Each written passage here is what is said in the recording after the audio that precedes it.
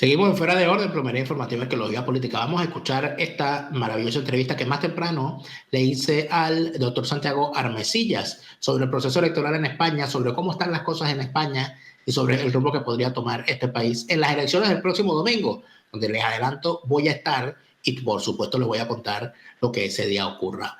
A continuación la entrevista con Santiago Armesillas. Bien, amigas y amigos, tal como le habíamos indicado, Fuera de Orden, Plomería Informativa, Arqueología y Paleontología Política. Estamos con o sea, yo no sé cómo presentar a Santiago Armesillas, porque yo debo decir que yo admiro mucho a Santiago Armesillas por la claridad de sus planteamientos en sus libros, en sus redes sociales, y además de eso, en el debate obligado que a casi por minuto debe mantener en las redes sociales para defenderse, nada más y nada menos. Y entonces esto es aquí donde viene lo más extraño, ¿no? Porque este mundo de verdad que está al revés. El señor Santiago Armesillas es comunista. Con decir esto no estoy diciendo una mentira, ¿no, Armesillas? No, en absoluto. Es comunista, o sea, eso no hay manera. Pero el asunto es que cuando uno dice, bueno, este señor es comunista, pero cuando uno revisa los insultos denuestos y barbaridades que comunistas dicen en contra de Santiago Armesillas, entonces uno dice, no, ya vamos a ver qué está pasando aquí, o sea, ¿qué es esto? Y entonces es allí donde nos hemos encontrado con una persona de la calidad académica de Santiago Armesillas que de alguna manera ha hecho una crítica, y con eso quería comenzar, hacia los que son los planteamientos de estos que son progresistas por moda o porque no tienen nada mejor que hacer y utilizan argumentaciones que, para empezar, en la gran mayoría son argumentaciones falaces y finalmente se esconde detrás de ciertos planteamientos mucha propaganda y muy poca sustancia. Santiago Armesillas, bienvenido a Fuera de Orden. Hola, bien hallado. Gracias otra vez por charlar conmigo. A todas estas, ¿cómo se siente? ¿Qué se siente ser comunista hoy en día? Podría preguntar a alguien de mi audiencia, porque dice, bueno, eso ya no pasó de moda, ser comunista. Bueno, ahí está la República Popular China a punto de convertirse en primera potencia mundial. Este año cumplió 70 años de existencia, ha superado en tiempo y en longevidad a la Unión Soviética, con lo cual, pasado de moda, no sé yo, hay gente que es liberal y el liberalismo tiene 3 siglos más, o sea, es de un siglo anterior al marxismo, y hay gente que es cristiana que tiene 2019 años prácticamente de existencia, con lo cual, qué es antiguo, qué es moderno, eso es una cosa debatible, la verdad. Pero en todo caso, el cristianismo, a pesar de que su dogma principal podría no ser muy demostrable, ¿no? Aquello de la muerte y la resurrección y el origen divino de su principal creador, en cuanto al comunismo, sus basamentos fundamentales, que es llevar a los proletarios a la redención, ha sido un fracaso tras otro en cada una de las instancias que lo han intentado, ¿no?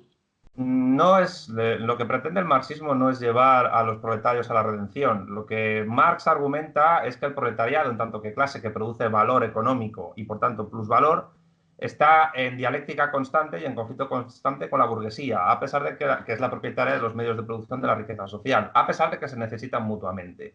Lo que Marx analiza es que en ese conflicto se producen contradicciones que pueden llevar en algún momento dado a que el proletariado, tal y como dicen en el manifiesto comunista, se eleve a la condición de clase nacional. Es decir, destruya la máquina del Estado burgués y cree una máquina de Estado nueva, la del Estado obrero, la del Estado proletario. No es una cuestión de redención, porque no busca elevar a los altares al proletariado. Es decir, en la sociedad socialista la gente seguirá teniendo defectos, virtudes, seguirá comiendo, bebiendo, haciendo el amor, muriéndose, viendo el fútbol. Lo único que la propiedad, la gestión de la propiedad será distinta. La propiedad se gestiona individualmente, los frutos se apropian individualmente, aunque el Estado también, pero la producción de la riqueza es colectiva a través de la clase trabajadora. No es una redención, es simplemente un cambio de gestión y de propiedad de lo que ya existe. La redención es un concepto cristiano, religioso, que no tiene ningún sentido para un marxista. Nosotros somos materialistas. Claro. Y dentro de todo esto, ¿cómo debería sentirme yo que soy víctima de un régimen que asume las banderas de esa izquierda y de ese comunismo y de ese socialismo cuando una persona defiende los postulados que me llevaron a mí a irme de mi país, que llevaron a muchos más a irse, inclusive hasta a pie de su país, y que ha terminado convirtiendo a Venezuela en una desgracia. La respuesta siempre va a ser, es que eso no es verdadero socialismo, o es que en realidad el verdadero socialismo es ese. La respuesta sería la primera, que, bueno, mejor dicho, no es que no sea verdadero socialismo, es que los postulados del socialismo bolivariano no son marxistas. De hecho, si hay alguna influencia marxista en el socialismo bolivariano, es de corte trotskista. Yo invito a cualquier lector o incluso a cualquier televidente tuyo, tanto antibolivariano, antichavista como prochavista, que se lea detenidamente el libro rojo del Partido Socialista Unido de Venezuela, donde están consignados los fundamentos teóricos de la ideología bolivariana, y verá que eso es, vamos, no tiene ni pies ni cabeza. Es una serie de incoherencias constantes, donde se mezcla trotskismo con nacionalismo venezolano, con ecologismo, es básicamente lo que Gustavo Bueno llamaría una izquierda fundamentalista, una izquierda indefinida. En el fondo, cuando tú has dicho que me atacan comunistas, realmente lo que me atacan son izquierdistas indefinidos. Es decir, gente que, aunque lleva una hoz y un martillo, no tienen un proyecto definido de Estado, no tienen una referencia clara de qué hacer, y se mueven más por cuestiones éticas, morales, subculturales,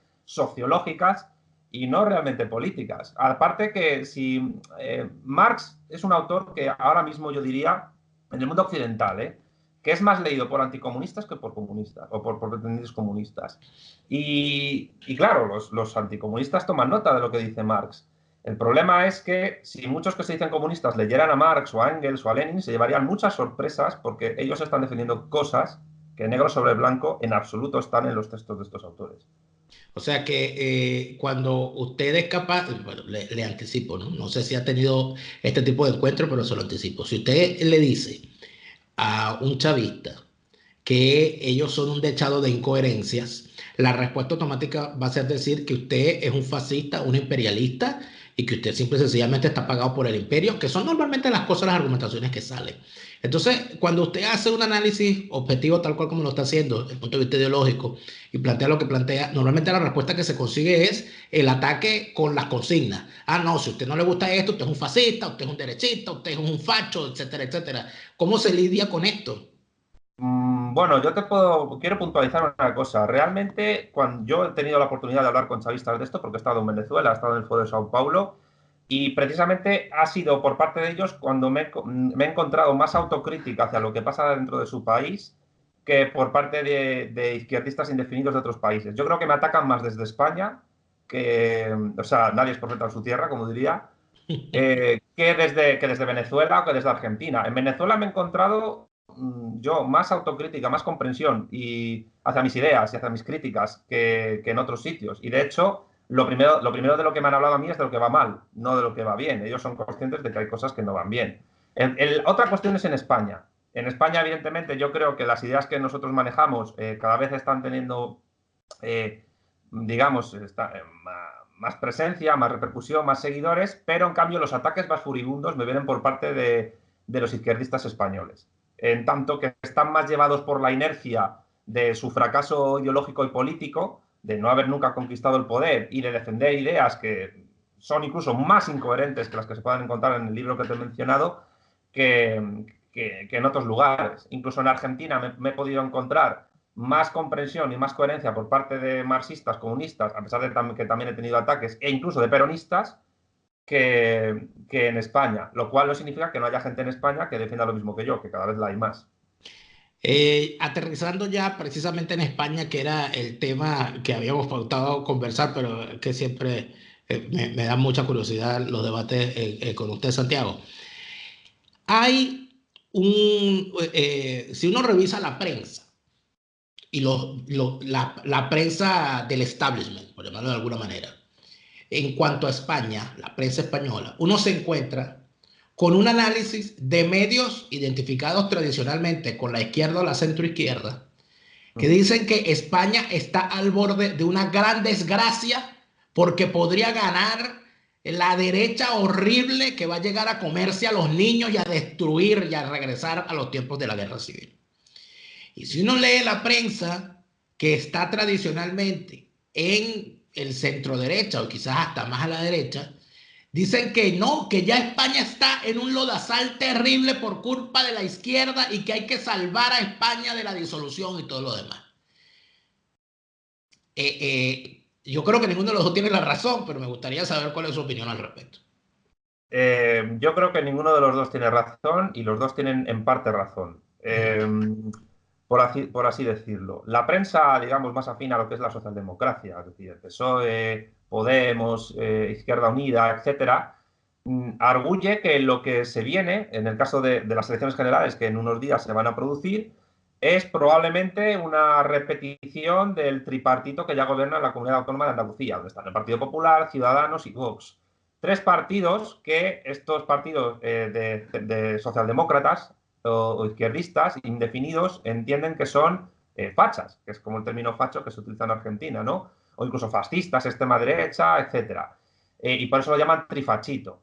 Pero ¿qué ocurre? Si uno revisa los programas de estos partidos o incluso muchas declaraciones que tienen, lo que se encuentra es, por ejemplo, en el caso del Partido Popular, pues un partido atrápalo todo, donde se mezcla el liberalismo clásico, neoliberalismo e incluso democracia cristiana, incluso algún socialdemócrata, con Ciudadanos, que es un partido de corte liberal progresista, que defiende una economía de libre comercio muy amplia, al mismo tiempo que un progresismo social, pues tipo John Stuart Mill.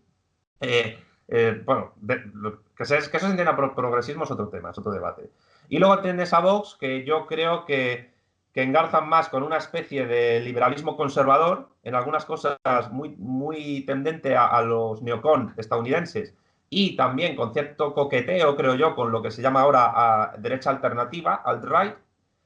Y claro, la socialdemocracia te vende eso pues como que vuelve Franco, básicamente. Pero claro, esto es una táctica que el PSOE lleva haciendo prácticamente desde que existió, porque ellos siempre se han vendido como la solución a que vuelva Franco al poder. Y que entonces, ¿en quién han representado a Franco? Pues primero en Fraga, luego en Aznar, y luego pues en Rajoy, y ahora pues prácticamente en los tres partidos que tenemos ahora.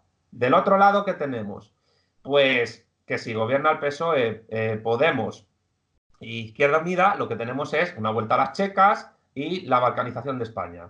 Y en parte los dos tienen razón porque los partidos liberales conservadores que se quieren aliar en el caso de que puedan ganar, como en Andalucía, lo que creo que ellos van a tratar de hacer es adecuar de nuevo lo que es la economía española a una especie de desmontaje de parte del estado del bienestar. Y sí es cierto que el PSOE y Podemos, con tal de conservar el poder, se van a liar con los separatistas catalanes y vascos para poder asegurar sus políticas. Lo que ocurre es que ambos bandos tienen sus limitaciones y hay dos tipos de limitaciones, una interna y otra externa. La interna son las limitaciones propias que la Constitución española actual exige para poder ejercer el poder político, que básicamente es la aplicación de un programa político en el marco de la administración pública actual. Y por otra parte, la limitación externa, por otra parte, perdón, es lo que marca la Unión Europea. Es decir, ningún partido político español puede, digamos, evadir el hecho de que hay unos presupuestos que en Bruselas están ya marcados, hay unas líneas de política interna y exterior que están también marcados desde Estrasburgo, Bruselas y Berlín, y que al mismo tiempo España está en la OTAN y que tiene que cumplir con esos preceptos militares. De hecho, muchos han tildado a Vox, ya que yo creo que me preguntas un poco por ellos, de ser euroescépticos, y realmente lo que defiende Vox es una Unión Europea no de regiones, sino de Estados-nación soberanos, como defienden Polonia, la República Checa, Eslovaquia y Hungría, el grupo de Visegrado, con un acercamiento mayor a Washington, es decir, al eje angloatlántico tradicional de la OTAN. Y bueno, ese es el panorama. Es decir, hay mucho de verdad y mucho de mentira y hay mucho de propaganda electoralista por parte de ambos bandos. Y yo creo que ambos bandos tienen las limitaciones que tienen y harán lo que puedan hacer si llegan al poder. Ahora, dentro de todo lo que es la propaganda, y muchas veces, por llamarlo de alguna manera, la propaganda negra, la guerra sucia, se plantean unos supuestos que de alguna manera uno siente, en el caso de España, que ha habido, con todo el respeto que merece la política española para mí, una gran irresponsabilidad de los grandes partidos, sobre todo de los dos principales partidos en votación, que viene siendo el PSOE y el Partido Popular. Porque no es lo lógico que si dos partidos han sido favorecidos, como el primero y el segundo, por la votación popular, en vez de volver a llamar a unas elecciones, se pongan de acuerdo para que haya un gobierno el tiempo que tenga que durar y permitir la viabilidad de ese gobierno. O sea, ¿por qué es tan difícil para los partidos españoles llegar a acuerdos? Bueno, porque esos partidos que mencionas, el Partido Socialista Obrero Español y el Partido Popular, electoralmente necesitan escenificar un enfrentamiento visceral en el que se polaricen las posiciones sociológicamente de izquierdas y sociológicamente de derechas, y digo sociológicamente y no políticamente, porque realmente a nivel de política económica y de política exterior no hay apenas diferencias entre ambos, para poder asegurar un grueso de votantes que les voten. Y porque, bueno, porque también, como se parecen tanto en lo fundamental, tienen que diferenciarse en lo sociológico. Y entonces, pues, ¿qué ocurre? Que a lo mejor el Partido Popular es más partidario, entre comillas, del constitucionalismo y de la unidad de España, y el Partido Socialista deben de una idea de España federal que realmente nunca han podido definir porque no tiene mucho sentido. El federalismo no es más que la unión de estados preexistentes antes independientes o de colonias que ceden su soberanía a una federación conjunta. No tiene sentido federar un país que siempre ha estado unido, como es el caso español. Tendría sentido federar España con Portugal, pero no Castilla y León con Valencia, para que nos entendamos. Pero es muy difícil que se pongan de acuerdo cuando ya tienen unas inercias histórico-ideológicas y sociológicas que les llevan a ese enfrentamiento. Solo llegarían a un acuerdo, es decir, a una coalición como la que ocurrió en su día entre la CDU y la socialdemocracia alemana, si son obligados desde fuera a que se realice esa coalición. Y yo creo que siempre sería una coalición encaminada a una reforma constitucional y a lo que algunos han llamado, pues, o segunda transición o tercera restauración, porque la transición española de los años 70, si uno investiga un poco la historia contemporánea de España, recuerda mucho a la restauración que hubo después de la Primera República, que llegó al turnismo de Cánovas y Sagasta. Entonces, ¿a qué llegaríamos después? A una especie de tercera restauración donde la monarquía formalmente se conservara y el PSOE y el PP, más quizás otros partidos como Ciudadanos, pues nos llevaran a un modelo administrativo más descentralizado y más dependiente de las decisiones externas de Bruselas, Estrasburgo y Berlín. Es decir, que esa coalición que tú mencionas solo se va a llegar a escenificar si desde fuera se impone. España es un Claro. país con muy poca soberanía. Ujú. Y también dentro de todo esto, ya que estamos hablando de historia, uno, y tengo que hablar como latinoamericano, ¿no? Que al final es lo que uno es y no puede hacer otra cosa porque es lo que uno es, hispanoamericano. Mm. Eh, yo vivo en un país como Alemania, con la historia que tiene, y nunca he tenido problemas por hablar español. Solamente el único país en el mundo donde es un problema hablar español es en España. Eh, ¿Por qué está ocurriendo? ¿Por qué? ¿De dónde sale ese intento de negar lo que es lógico? Porque el hecho de que yo hable español, como cuando fui recientemente a Cataluña y me vieron feo en un restaurante por estar hablando en español, lo siento, pero es mi idioma materno. ¿Por qué es una afrenta para un catalán que se hable español o que se dice la bandera española? Si al fin y al cabo esos son símbolos que están allí y que no los inventó el que los porta, sino que es parte de la historia que uno tiene. Por ejemplo, hay una expresión en Hispanoamérica, que tú que estás en este momento en Argentina, seguramente conocerás. Los hispanoamericanos normalmente cuando hablamos de España decimos la madre patria. Es una cosa que nos sale normal. No hay un posicionamiento ideológico en eso, que lo puede decir un peronista, como lo puede decir un chavista, como lo puede decir un socialdemócrata. Pero decir la madre patria en España es ser un facho. Entonces, estas contradicciones españolas, ¿qué está pasando en esta sociedad?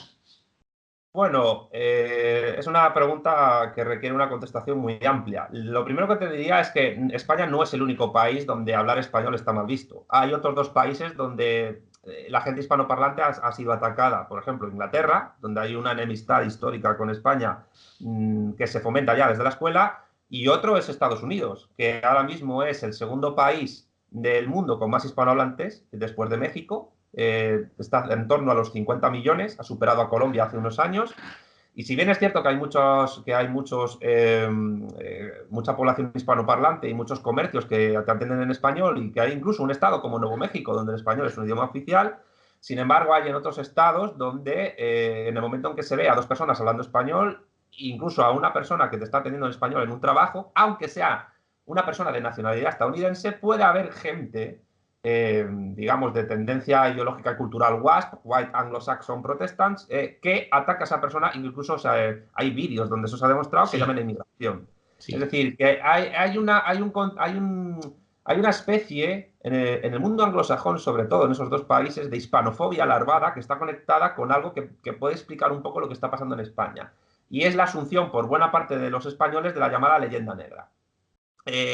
A muchos latinoamericanos, hispanoamericanos, este término les sonará y a otros no. ¿Qué es la leyenda negra? Es un término que empiezan a mencionar a finales del siglo XIX Emilia Pardo Bazán y Julián Juderías, y que hace mención a política que, habiendo nacido en la Alemania, perdón, en la Italia renacentista y luego habiéndose extendido a la Holanda de Guillermo de Orange, a la Alemania de Lutero y más tarde a la Francia Ilustrada y a la Inglaterra victoriana, sostiene que España es la culpable de las mayores atrocidades de la historia. Es decir, tú dices que hay mucho hispanoamericano que se refiere a España como la madre patria, pero también hay mucho que tiene un cierto rencor y resentimiento porque acusa a España, entre otras cosas, del mayor genocidio Sí, se utiliza la historia. sí, tenemos algunas interrupciones de algunos actos de internet, pero en resumida cuenta lo que plantea es que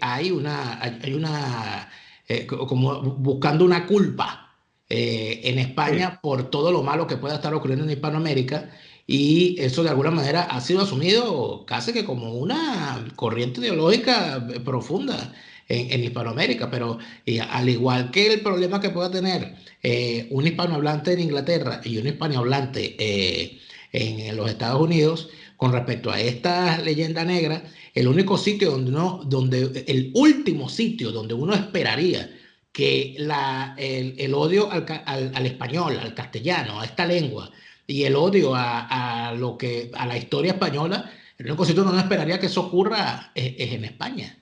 mira, en el título décimo, no, perdón, en el título octavo de nuestra Constitución actual, que habla sobre la organización de las comunidades autónomas, sabes que en España, pues las regiones se llaman comunidades autónomas y hay Ujú. 17.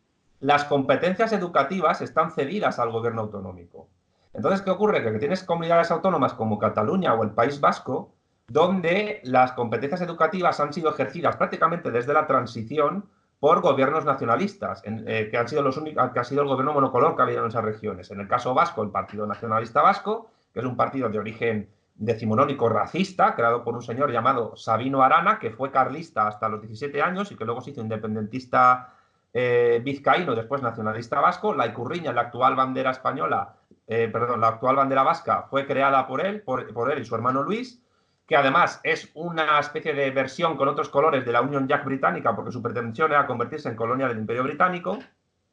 Y en el caso catalán, pues tenemos un nacionalismo también de corte racista, aunque se diga que no, porque claro, después de la Segunda Guerra Mundial, y tú estás en Alemania y lo sabes perfectamente, hablar de raza tiene unas connotaciones peyorativas, tóxicas, peligrosas. Entonces, ¿qué ha ocurrido?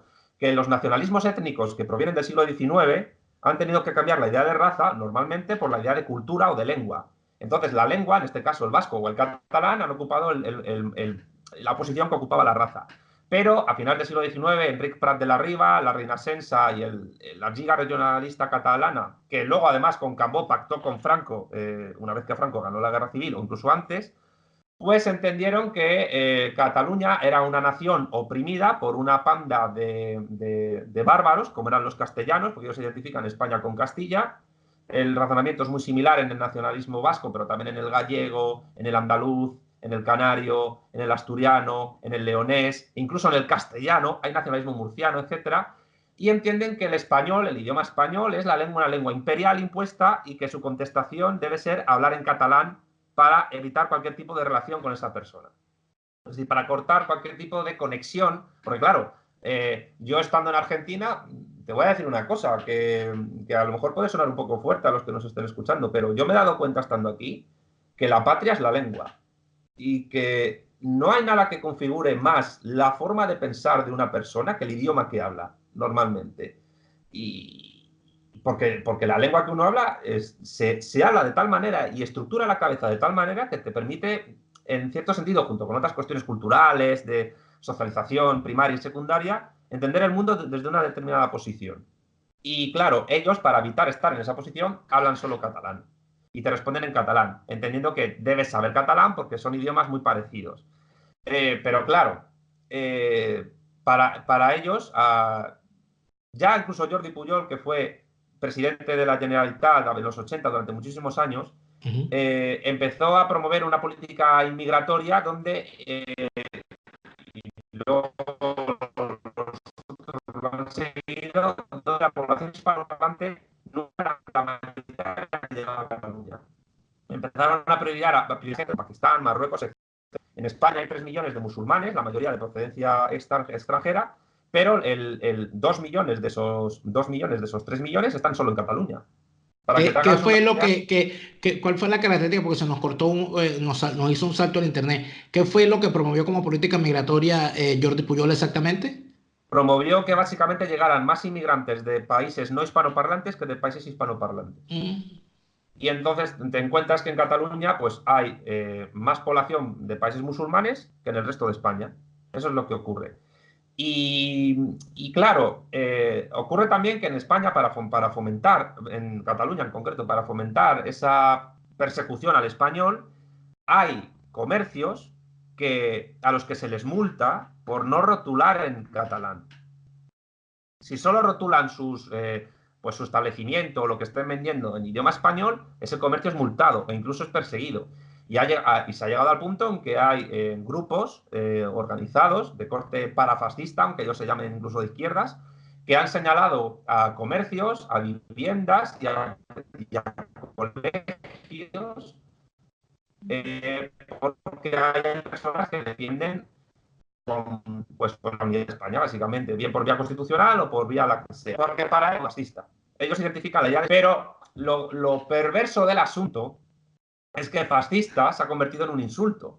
Es una forma de decir hijo de puta, pero que quede bonito. Parece que el que dice fascista se llena como de la gracia santificante divina cuando lo pronuncia, por eso lo pronuncia siempre con todas las letras. Pero al asociar la palabra fascista a la palabra español, fascista se ha convertido en un insulto racista para organizar lo que es una ideología básicamente hispanófoba. Lo mismo pasaba con la leyenda negra cuando se empezaba a formar, como te he dicho antes, en los siglos XV y XVI contra España, porque los renacentistas italianos y luego los protestantes holandeses y alemanes entendían que los españoles eran cristianos, digamos, de segunda, porque se habían mezclado con sangre semita, con judíos sobre todo y también con árabes. Y por eso les llamaban también marranos. Ahí es cuando empieza un poco la leyenda negra, es decir, el cristiano español es un cristiano corrompido porque se ha mezclado con la sangre de infieles. Hay un cierto contenido antisemita muy fuerte en la idea de la leyenda negra. Y la leyenda negra, en la actualidad, que está muy difundida en la izquierda latinoamericana, pero también en mucho conservador, es decir, no solo el bolivarianismo venezolano tiene muchas connotaciones negro-legendarias, es que los conservadores que gobiernan en Colombia tienen un bolivarianismo con una exaltación de la ruptura con España muy parecida, quiero decir. Y eso tiene sus problemas porque a la larga lleva a una especie de desconexión con una parte muy importante de la historia de estos países, que son los 3 siglos de Imperio Español. No porque España dominara esos territorios, es que esos territorios eran España, formalmente. Claro, claro. Esa es la gran diferencia. Lo que la gente no entiende es que muy tardíamente, a partir yo creo que del Tratado de Madrid, de la expulsión de los jesuitas del territorio de las misiones, donde yo he estado hace poco, básicamente del reinado de Carlos III, el imperio español empezó a tener connotaciones más propiamente coloniales porque los Borbones, influidos por ideas ilustradas, que ya eran negro-legendarias y antiespañolas con Luis XIV, trataron de administrar el imperio de la misma manera que se administraban, que los Borbones administraban territorios europeos. Carlos III era rey de Nápoles, era monarca de Nápoles y pensaba que podía administrar América como se administraba Nápoles. Un error tremendo. Pero los virreinatos las reales audiencias y las capitanías generales del imperio, que es un imperio que duró 3 siglos, pues no eran formalmente colonias, no eran gobiernos indirectos. Empezaron a tener una formación colonial muy tardíamente, ya cuando el capitalismo empieza a llegar y a imponerse como modo de producción, precisamente por el impulso de la revolución industrial en Inglaterra. En resumidas cuentas, yo creo que cuando tienes un país donde el sistema educativo está en manos de un gobierno regional y el gobierno central necesita del partido que gobierna en esa región para poder gobernar en Madrid, ahí se producen unos pactos que a la larga son perversos y que permiten a ese gobierno regional poco a poco ir conformando generaciones que en 30 o 40 años desconecten ideológicamente, no formalmente, de la nación a la que pertenecen. Porque claro, si tú vas diciendo que la nación a la que perteneces, España, es una nación genocida, que ha expulsado a los judíos, que ha aniquilado a los indios, que es la nación de la Inquisición española, del atraso económico y de Franco, evidentemente nadie va a querer pertenecer a esa nación y va a querer pertenecer a una nación moderna, cosmopolita y supuestamente democrática como es la inexistente nación catalana o la inexistente nación vasca. Pero ¿qué ocurre? Que al mismo tiempo, aunque hay una desconexión con la idea de España que se asocia al franquismo, no en vano, y no sé si sabes esto, a los inmigrantes extremeños, castellanos y andaluces que llegaban a Cataluña en busca de empleo, cuando Cataluña se estaba industrializando, más que el resto del territorios, porque Cataluña se empezó a industrializar gracias a las reformas de Felipe V y quitándole la industria a Castilla, pues a esos inmigrantes se les llamaba despectivamente charnegos, y en el País Vasco se les llamaba maquetos, que es un insulto racista, básicamente. ¿Qué ocurre? Que ese odio, esa hispanofobia que asume la leyenda negra, se mezcla con, eh, con ideas racistas provenientes del origen teórico de esos nacionalismos, que es un origen teórico que le debe mucho al romanticismo del siglo XIX que surge precisamente en Alemania. Y, y claro, ahí pues tienes la consecuencia que ocurre ahora, que el idioma español es visto como un idioma imperial, un idioma de fascistas, y el español es una persona ya fascista por su ADN. Y siendo fascista un insulto y no un calificativo, no algo que definan, porque es más, si ellos leyesen un poco de historia o leyesen incluso autores fascistas, se darían cuenta que las ideas que manejan Mussolini, Hitler o incluso José Antonio Primo de Rivera, en muchas cosas son mucho más parecidas a los planteamientos que ellos tienen ideológicos que a lo que ellos entienden por fascismo, aunque se digan de izquierdas. Además, no en vano el fascismo como ideología surge de la socialdemocracia. Mussolini era socialdemócrata. Y en Alemania el nacionalsocialismo surge después de la unión que hay entre Friedrich Ebert, el presidente de la República de Weimar, que machaca a los espartaquistas en su revolución, asesina a Rosa Luxemburgo y a Karl Liebknecht y se alía con los Freikorps, que eran paramilitares que habían combatido en la Primera Guerra Mundial y que ya utilizaban en sus cascos y en las tanquetas en la calle la esvástica. Entonces, pues bueno, básicamente lo que ocurre es eso, que se han cedido competencias educativas a unas comunidades autónomas cuyo poder político, en connivencia con Madrid, han educado a generaciones de personas en el odio a su país y en el deseo de ser otra cosa.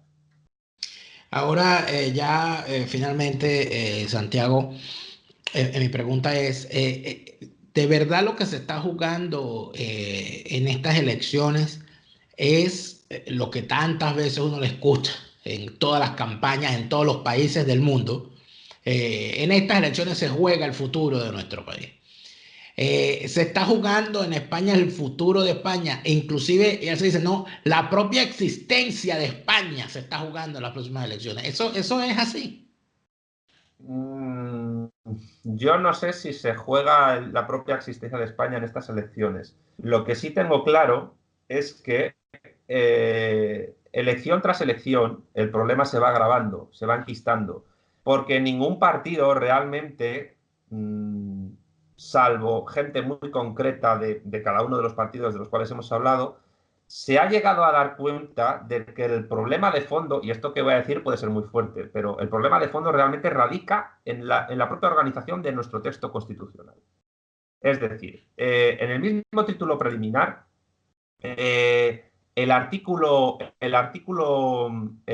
si no me equivoco, era el artículo 2, dice que la Constitución se fundamenta, sí, dice esto, dice, en la indisoluble nación, en la indisoluble unidad de la nación española, patria común e indivisible de todos los españoles, pero acto seguido dice, y reconoce y garantiza el derecho a la autonomía de las nacionalidades y regiones que la integran y la solidaridad entre todas ellas. ¿Qué ocurre? Que cuando Podemos defiende la plurinacionalidad de España, que la entiende en un sentido de nación es aquello que habla una lengua distinta y se dice a sí mismo que es nación, la nación no ha sido nunca eso, ni siquiera el texto de Stalin del marxismo y la cuestión nacional dice que eso sea una nación. Stalin dice que tienen que darse 7 características y si no se dan las 7 no hay nación. Y ahí se habla de 2 y ni siquiera ninguna de ellas es mencionada por Stalin. Es decir, que un pueblo tenga voluntad de ser nación no hace que eso sea nación, en absoluto. Lo que ocurre, sin embargo, es que haya en ese artículo constitucional hay una especie como de idea de que España es algo así como una nación de naciones, que es una idea metafísica absurda que recuerda al rey de reyes del cristianismo, pero que tiene tan poco sentido como decir cuchara de cucharas, pero que yo creo que tiene una connotación incluso étnica, es decir, España es una nación política es un Estado-nación, la nación política surge con la Revolución Francesa, y dentro de esa nación política hay naciones étnicas cuya singularidad hay que conservar para que el todo vaya mejor. Y si hay que darles más autonomía, más poder y más competencias, a partir del título octavo de la Organización Territorial Autonómica, pues se da, a cambio del poder en Madrid. Y ahí está la trampa, echa la ley, echa la trampa. En este caso, echa la articulación constitucional, ahí es lo que ocurre. Mientras no haya un partido político o un poder político con capacidad para reformar ese artículo constitucional, el título octavo, y al mismo tiempo otra serie de artículos, poco hay que hacer. Es decir, la bola va a seguir engordando, puede que cada vez haya más población educada en el odio a España y si a eso le sumamos el desamparo que la población que se sigue sintiendo española en Cataluña siente por parte del Poder Central en Madrid, tarde o temprano eso a lo que nos puede llevar puede ser, sí, al fin de España como unidad nacional tal y como la conocemos. Puede que España siga continuando, pero nos podemos encontrar con una Cataluña, yo que sé, dentro de 40 o 50 años o 60, independizada, un Estado minúsculo, jibarizado, que internacionalmente no le importa a nadie y que no tiene ningún tipo de repercusión internacional, pero que se dedica a dar por culo todavía a España, como lo han hecho pues, Portugal desde hace 400 años, ¿no? Que básicamente se dedica a su poder nacionalista a dar por culo a España, con perdón de los portugueses. Y evidentemente a eso hay que ponerle coto. La desgracia es que el único partido que ha pretendido actualmente ponerle freno a eso es Vox, que es un partido liberal conservador y que mucha gente asocia sus ideas al fascismo. Y en absoluto, yo diría que en absoluto el programa de Vox es fascista. De hecho, bebe más económicamente de Thatcher y de Reagan que de las ideas económicas de Mussolini o de las ideas filosóficas de Giovanni Gentile, que son más tendentes al keynesianismo y al estado del bienestar. El gran problema de España es que no hay una izquierda políticamente definida que entienda a España como una idea nacional a defender. No lo ha habido prácticamente desde la guerra civil, porque Franco, cuando ganó la guerra, se llevó a la tumba la idea de España con él. Han sacado a España del Valle de los Caídos, como sabes, es decir, físicamente ya no está ahí. Pero él todavía, a donde le van a llevar, se lleva la idea de España con él porque la izquierda española se la ha cedido. Te voy a hacer una analogía con Venezuela. Imaginemos que en el Zulia hay una fuerte tendencia separatista que por lo que sea se vuelve antichavista y ataca a Maduro. Y que hubiera mucha gente que entendiera que defender la idea de una Venezuela unida fuese una idea chavista. Y el antichavismo empiece a ser proseparatista.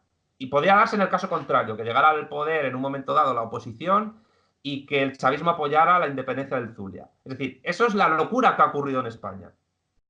Es la locura que ha ocurrido en España, pero evidentemente ningún venezolano normal, sea chavista o antichavista, va a defender que el Zulia por sí solo defienda su independencia del resto de Venezuela sin que todos los venezolanos tengan concurso en ello, porque todos los venezolanos tendrían derecho a decidir sobre la integridad y la unidad de su país. Claro. Pero lo que ocurre es que hay en España gente, tanto liberales, cuidado, tanto liberales como gente de izquierdas, que defienden que todos los españoles no son la unidad de decisión sobre la unidad de su país.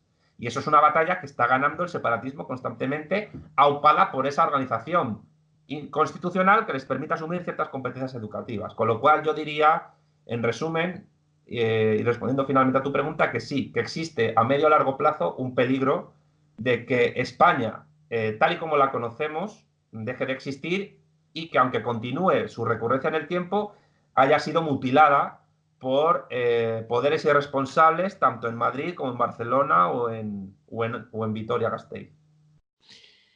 Bueno, Santiago, una de las cosas que te agradezco muchísimo esta conversación, hemos llegado al final, pero una de las cosas que me quedan de esta conversación es que conoces Venezuela más de lo que yo creía, porque pudiste haber dicho cualquier otro estado, y yo estoy seguro que los venezolanos que están viendo este programa están igual de sorprendidos que yo, porque pudiste haber dicho cualquier estado, pero al decir el Zulia, la pegaste, como decimos en Venezuela, porque el Zulia siempre ha tenido inclusive como un chiste, ¿no? Se habla de la República Independiente del Zulia y normalmente hay una cosa bien fuerte. Aunque en realidad, cuando vamos al punto, y yo creo que en eso van igual catalanes, vascos y todo lo demás, que es una pregunta que yo siempre hago, pero ¿en qué te diferencias tú de el resto de los españoles? O sea, ¿cuál es la gran diferencia profunda? O sea, aparte de que puedas hablar otra lengua, y en realidad no la hay. O sea, no hay una diferencia profunda entre un catalán y un vasco, más allá de algunos aspectos de historia y de lo que ellos llaman su cultura, que no es otra cosa que el idioma que puedan hablar, pero en cualquier parte del mundo, y eso es lo que a mí más me sorprende, en cualquier parte del mundo una persona que hable más de un idioma tiene o sea, es un beneficio para él, es algo que inclusive desde el punto de vista laboral y académico es súper beneficioso, pero entonces Claro, resulta ser que... lo que ocurre es que ellos a ver, hablar idiomas es muy provechoso para cualquier persona, evidentemente. Lo que ocurre es que cuando tu idioma lo hablan menos de 50 millones de personas, realmente a nivel universal ese idioma, seamos sinceros, no vale mucho. Vale para folclore, para cultura, pero no vale mucho. El catalán lo hablan de entre 7 y 10 millones de personas, si le juntamos el valenciano, el mallorquín y el menorquín. Y el euskera, el euskara batúa o el vascuence o el vasco lo hablan 1 millón o menos de 1 millón de personas. Y son lenguas que se entienden, están en peligro de extinción. Estamos hablando, compáralas con el español, que son casi 600 millones, o con el portugués, que son 260, o con el inglés, que son 300 millones nativos, o 1.000 millones como segunda lengua, o el chino mandarín. Una lengua regional no puede competir con un idioma universal, porque el español o castellano no es un idioma de España, es que es un idioma global. Esa es la gran diferencia. Y tú puedes recorrer desde Vancouver hasta Tierra de Fuego hablando español. Incluso puedes llegar a Brasil sin tener ni idea de portugués y entenderte con los lusoparlantes. O Así es. Angola, Mozambique, Timor Oriental. Es decir, el radio de extensión del español puede abarcar a los que hablan portugués, con lo cual seríamos 800 millones de potenciales iberófonos, por decirlo de alguna manera. Así es. ¿Qué ocurre? Que se asocia la idea de lengua con una especie de peligro. O sea, hay una especie de concepción indigenista en el nacionalismo catalán y en el vasco, porque de hecho Otegi siempre se ha referido a los vascos como los últimos indígenas de Europa. Que yo, por ejemplo, he tenido, que es absurdo, porque los vascos, mira, no sé si lo saben, pero lo que hoy es el territorio de la Comunidad Autónoma Vasca, en la Edad Media y en la Edad Moderna fue el señorío de Vizcaya, que era parte de la Corona de Castilla. Y el idioma vasco, en el fondo, es la tesis de Humboldt y es la que más, la que yo creo que es más coherente y que es, porque siempre se preguntan los lingüistas sobre el origen del idioma vasco, es seguramente un derivado del idioma ibero, que era el idioma que se hablaba en toda la península ibérica antes de la llegada de los romanos a la península.